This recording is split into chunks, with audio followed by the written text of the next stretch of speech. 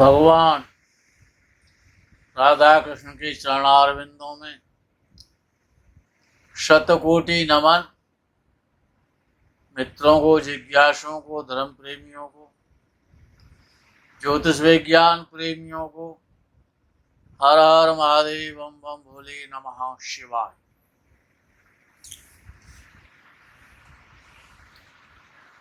मित्रों, ज्योतिष शास्त्र बहुत सूक्ष्म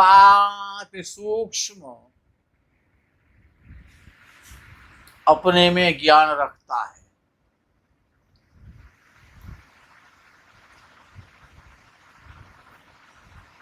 राशि के द्वारा ग्रहों का गोचर देखना परंपरा है, देखना चाहिए, लेकिन मूल कुंडली, जिसे हम लगन कुंडली कहते हैं, वही सारी कुंडलियों की जननी है। जीवन का संपूर्ण क्षेत्र, जीवन का प्रत्येक रास्ता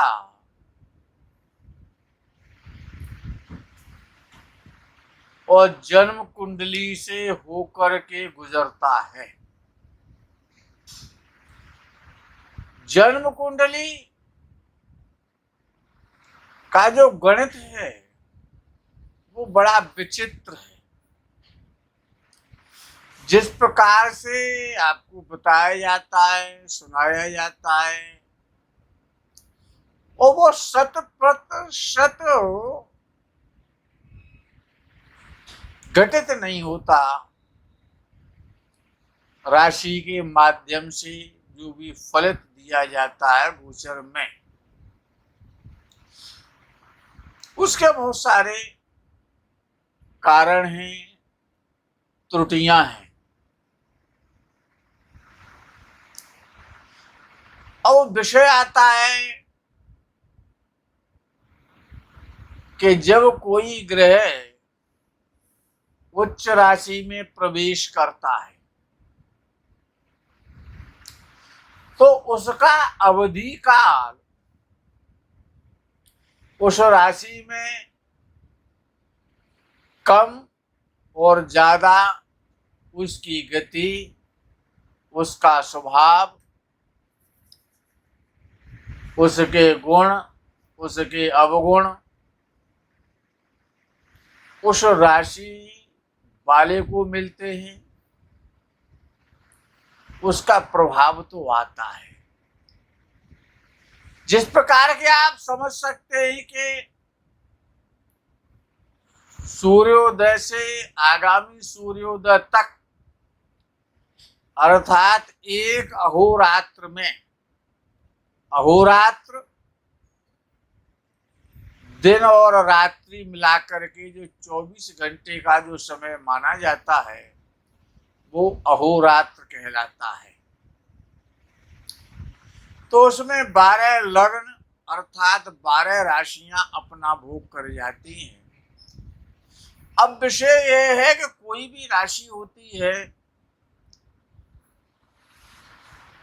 तो उसमें, उस राशि में जो उस राशि के अतिरिक्त जो 11 राशियां शेष रह जाती हैं वो भी उसी 2 घंटे में उसमें भोग करती हैं। अर्थात एक लग्न या एक राशि यदि 2 घंटे का नियर अबाउट मान लिया जाए तो उस 120 मिनट को और 12 विभागों में विभक्त करना पड़ेगा। अर्थात हर राशि के लिए आपको 10-10 मिनट का समय देना पड़ेगा।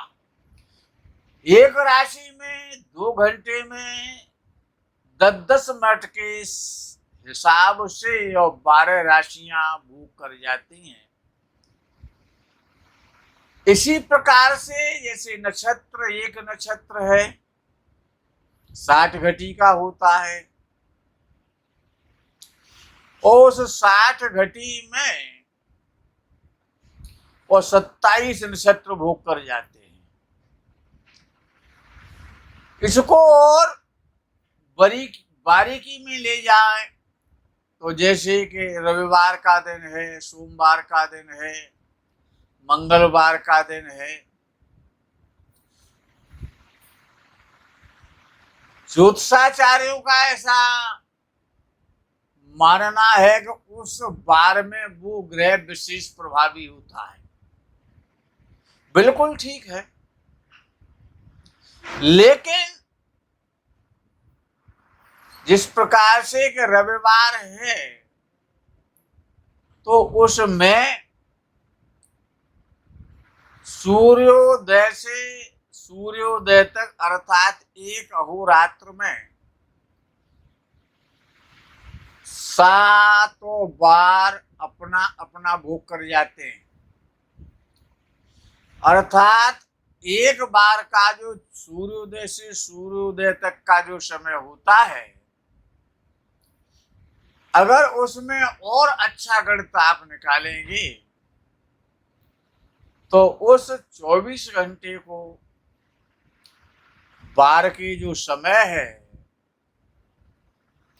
उसको आपको 7 भागों में विभक्त करना पड़ेगा। अच्छा विषय है कि जब राहु 23 सितंबर 2020 से पंचांग के आधार पर और वृषभ राशि में प्रवेश कर रहा है, कर्क राशि वालों का जो राहु है वो एकादश भाव में चलेगा। अच्छा, एकादश भाव में उच्च राशि का राहु, अच्छा हर ग्रह अपनी शत्रु राशि में भी जाता है, अपनी अतिशत्रु राशि में भी जाता है, अपनी नीच राशि में जाता है, अपनी मित्र राशि में जाता है, अतिमित्र राशि में जाता है, समस्थिति में जाता है, जिसे न्यूट्रल कह सकते हैं, और उच्च राशि में जाता है और हर ग्रह जाता है। अच्छा, उच्च राशि का ग्रह कैसे समझा जा सकता है कि एक ग्रामीण स्तर पर प्रधान का पद होता है, जिला स्तर पर चेयरमैन का पद होता है, फिर बड़े स्तर पर मेयर का पद हो जाता है, ब्लॉक प्रमुख का पद होता है, एमएलए का पद होता है, सांसद का पद होता है, जिलाधिकारी का पद होता है, मुख्यमंत्री का पद होता है और फिर प्रधानमंत्री का पद होता है। तो उच्च का ग्रह इस प्रकार से आप समझ सकते हैं कि वो प्रधानमंत्री के पद पर पहुंच जाता है, और जब ग्रह स्वराशि में होता है तो वो मुख्यमंत्री का पद आपको मानना चाहिए। और वो ग्रह जब अतिमित्र राशि में होता है, अधिमित्र राशि में होता है, तो वो जिलाधिकारी का पद हो जाता है। अच्छा विषय ये है कि अगर किसी का ग्रह मित्र राशि में है तो मित्र राशि वाला हो सकता है कि कभी मित्रता ना निभाए, वो दूसरे पक्ष में चला जाए। अब मित्र हमेशा साथ तो नहीं देता है, लेकिन एक विशेषता है कि शत्रु कभी साथ नहीं छोड़ता है। शत्रु हमेशा साथ रहता है और मित्र तो कभी भी साथ छोड़ देता है। तो ध्यान किसका रखना है कि शत्रु का रखना है। अच्छा का और ये जो 11वां भाव है जिसे हम लाभ भाव कहते हैं, आय का भाव कहते हैं, इनकम का स्रोत कहते हैं, संसार में जितने भी जातक को आय के मार्ग आयाम, जितने भी प्रकार से धन आता है, वो सभी आयाम, सभी मार्ग और एकादश भाव से देखने चाहिए। अच्छा, कर्क राशि वालों का उच्च राशि में राहु और 11वें भाव में, और वो भी स्त्री राशि में। वृषभ राशि स्त्री राशि है, क्योंकि राहु तो गुप्तांगों का स्वामी है ना, तो स्त्री राशि में बड़ा प्रसन्न रहता है, इसीलिए उसको अपनी उच्च राशि मानता है। मिथुन उसकी मूल त्रिकोण राशि है। तो अर्थात कहने का अभिप्राय यह है कि कर्क राशि वालों का 11वें स्थान में राहु जो आ रहा है, वो भी उच्च राशि का, और उच्च राशि में भी स्त्री राशि का, तो बड़ा श्रेष्ठ फल देगा। और ऐसा श्रेष्ठ फल देगा जो 18 वर्ष पहले मिला होगा शायद किसी किसी को।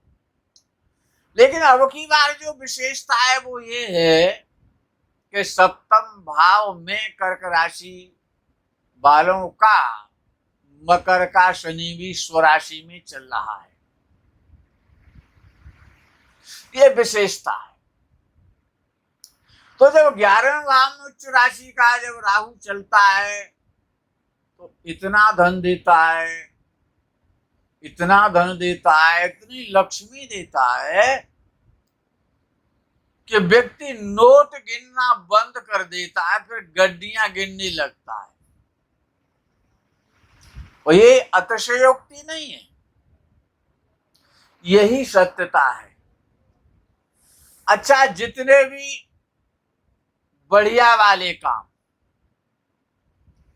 उनको हम बढ़िया ही कह सकते हैं। जितने भी बढ़िया वाले काम है, जुए का काम है, सट्टे का काम है, शेयर मार्केट का काम है, शराब का काम है, और जितने भी प्रकार के ड्रग्स हैं,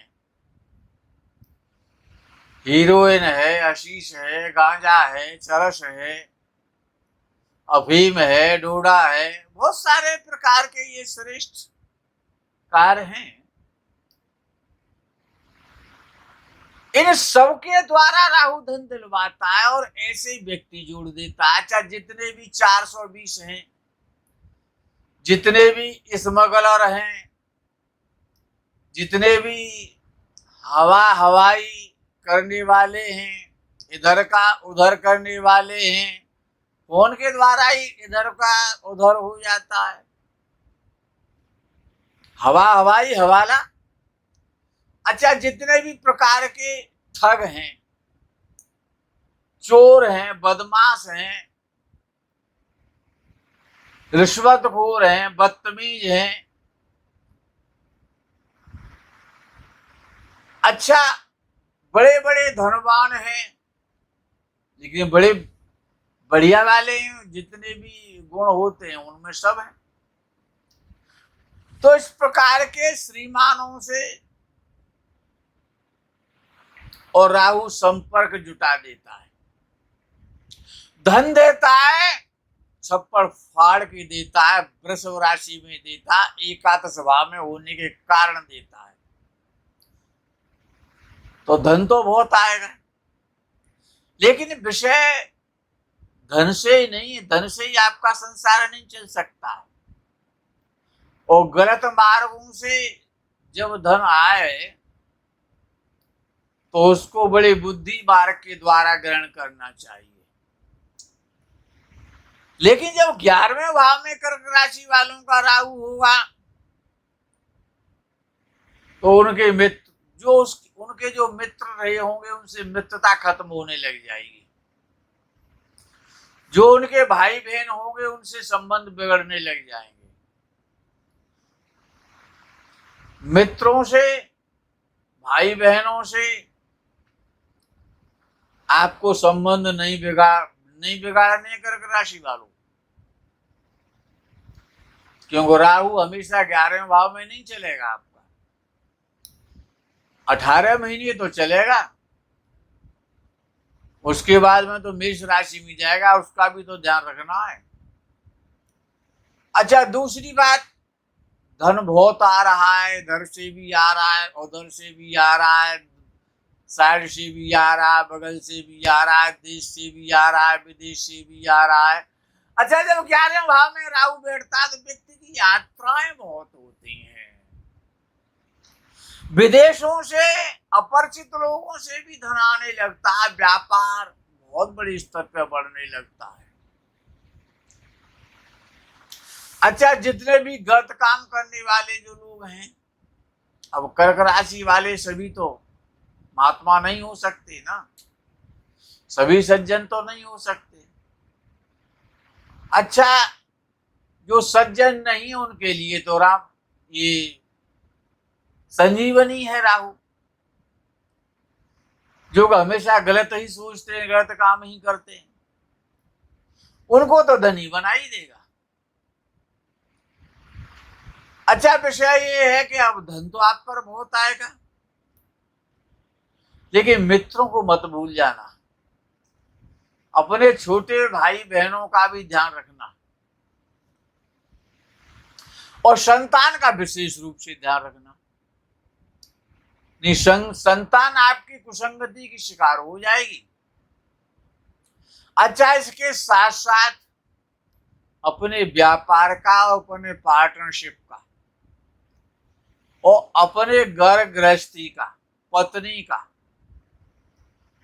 आपको विशेष रूप से ध्यान रखना है, अन्यथा स्थितियां बिगड़ेंगी।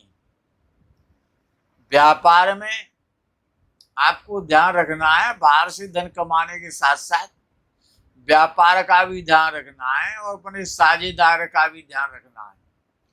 और सबसे बड़ा जो साझेदार है जीवन का, वो तो पत्नी है। पत्नी कोई व्यापार नहीं है, वो जीवन संगिनी है और आपकी सहभागिनी है। तो उसका आपको विशेष ध्यान रखना है, स्वास्थ्य का ध्यान रखना है। तो ये जो वृषभ राशि में जो राहु है, ये वृषभ राशि में 18 मास कर्क राशि वालों का चलेगा। अच्छा, अब तक कर्क राशि वालों ने कष्ट भी बहुत भोगा है, क्यों? अब तक तो उनका राहु 12वें भाव में चल रहा था, तो लगन को बहुत पीड़ा दे रहा था, सारे बने बनाए काम उसने बिगाड़ दिए थे, और वो सारे कामों को बना देगा। आपका बहुत अच्छा समय आ रहा है, स्वर्णिम समय आ रहा है, 23 सितंबर 2020 से। उसका आपको भरपूर रूप से लाभ लेना चाहिए। यदि भाग्यवशात यदि आपको लाभ ना मिले तो काली गाय को, काले बैल को दूर्वा घास खिलाना शुरू कर दें और नित्य खिलाएं। राहु जीवन में आपके में चमत्कार करके ही जाएगा, उससे पहले वो जाएगा नहीं। राहु कर्क राशि वालों के लिए मैं तो ये कहूंगा वरदान है, क्योंकि 11वें भाव में राहु तो राजनीतिक क्षेत्र में बड़ा सफलता देता है, विदेश की यात्राएं कराता है, अपरिचितों से भी परिचय करा देता है, श्रीमान लोगों से, धनवान लोगों से, नेताओं से, इन सबसे संपर्क कराते हुए वो इतना धन देता है, और इतना धन आपको देगा, लेकिन उसका सदुपयोग करें, दुरुपयोग ना करें। पत्नी का और संतान का और अपने मित्रों का, अपने भाई बहनों का अवश्य ध्यान करें। वो यदि आपके दादाजी या बाबा जी मौजूद हैं या वो नहीं है, तो जो आपके दादा और बाबा की उम्र के हैं उनका सम्मान करना प्रारंभ कर देना कि राहु दादा है। राहु वैसे भी तो दादागिरी करता है चीनी की तरह जबरदस्ती। तो राहु दादा भी है और आपके परिवार में भी दादा है, और जो दादा की उम्र के हैं उनका आप सम्मान करना सीख लें तो राहु बहुत प्रसन्न हो जाएगा। जो भी दादा है, दादा का मतलब चौराहे वाले दादा की बात नहीं कर रहा हूं मैं, या गली मोहल्ले में जो कुछ दादा बन जाते हैं उनकी बात नहीं हो रही, आपके दादाजी की बात हो रही है। और दादाजी नहीं है तो आप दादाजी के जो हम उम्र के हैं उनका सम्मान करें, अर्थात वृद्धों का सम्मान करना सीख ले तो आपका राहु अत्यंत शुभ और सुंदर श्रेष्ठ फल देगा। जीवन का आनंद आ जाएगा इन 18 महीनों में। तो वृद्धों का सम्मान करें और राहु को प्रसन्न करें, काली गाय को दूध व घास खिलाएं, जीवन का आनंद लें, धन की वृष्टि होगी। इसी वृष्टि के साथ साथ इस प्रकरण में आज इतना ही। हर हर महादेव, बम बम भोले नमः शिवाय, जय गो माता।